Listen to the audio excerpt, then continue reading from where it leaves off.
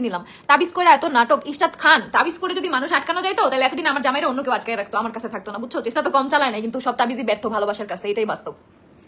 আপু আমার নামটা নাও। শাড়ি আর মিম, তোর জামাই দিয়ে তুই মুড়ি খাতো, আমি খাবো নাকি তুই খাবি আমার জামাই দিয়ে মুড়ি? আয় ঠ্যাং ভাঙ্গি কেমনে তোর, দেখ আমার জামাই দিয়ে মুড়ি খাইতে আয়, আমার জামাই দিয়ে তো আমি মুড়ি খাবো যা ইচ্ছা তাই খাবো, তো তোর কি?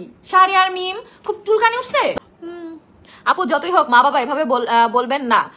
আপু মানুষ কম কষ্ট থেকে বলে না, ঠিক আছে? তুমি যখন কারোর জন্য কষ্ট করবা, সে যখন তোমার সুখের সময় থাকবে, কষ্টের সময় থাকবে না, তখন তুমিও বলতে বাধ্য হবা, ঠিক আছে? সেটা আমার মা বাবা হোক, সেটা আমার হাজবেন্ডের মা বাবা হোক, সেটা অন্য কারো মা বাবা হোক, যেটা সত্য সেটা, মা বাবারও কিছু কর্তব্য থাকে।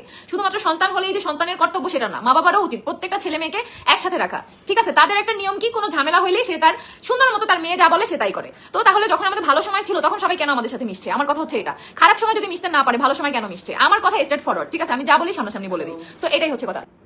এত হাসেন তো হাসবো নাকি কান্না করবো? তাহলে খুশি হবো? আমার হাসি দেখেই তো কিছু হেটার্সের হচ্ছে জায়গা মতো আগুন লেগে গেছে। হাসিই দেখবে এখন সারা জীবন, কারণ আলহামদুলিল্লাহ আল্লাহ দিছে হাসি, বুঝো নাই? হাসির দিন দিছে আল্লাহ।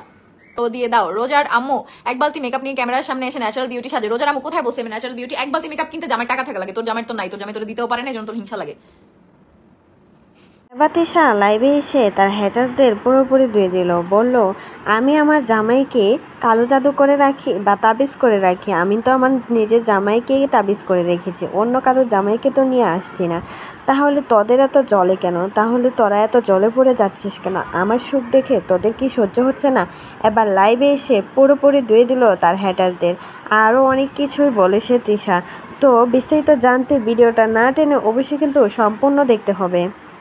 আপু আহাত ভাইয়ের মতো আমিও তোমার প্রেমে পড়ে গেছি মনে হয়, যাই বলুক তোমাকে ভালো লাগে। লাভ ইউ আপু, থ্যাংক ইউ আপু।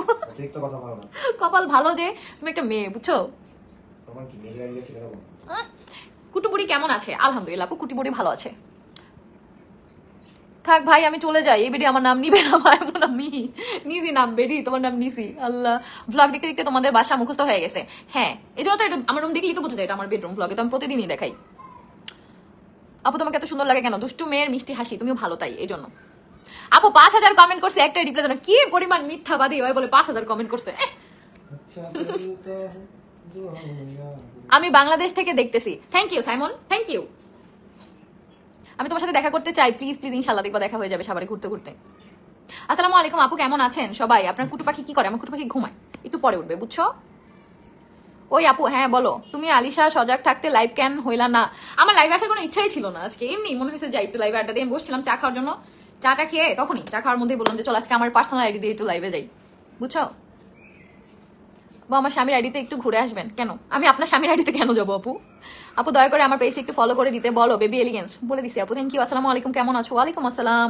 কতবার এসএমএস করলাম, থ্যাংক ইউ। একবার নামটা নাও। দূর যাই, যাও আমি একটু পরে লাইভ শেষ করবো। আল্লাহ গো, উপরে উঠানোর পর এত কমে